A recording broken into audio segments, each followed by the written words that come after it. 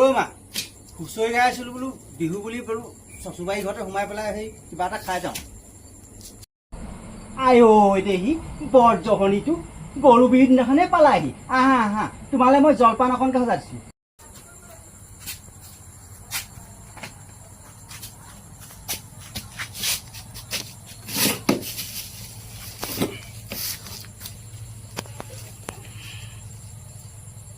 অ' মা এই বোলো 10 বছৰমান হ'ল ঘৰটো বনামকৈ ভাবি আছোঁ, বনাবই পৰা নাই নহয়। এইবাৰ বোলো আৰু ঘৰটো বনাম আৰু ভাবিছোঁ। সেই আগতে হাজিৰা কৰি থাকোঁ, সেই পাওঁনো কেইটকা, সেই আলতীতে পালতীতে যায়গৈ। এইবাৰ বোলো ভাল কাম এটা পাইছোঁ, তাকে বোলো হেৰি এইবাৰ বনাম আৰু এইবাৰ খাটাং বনামেই আৰু।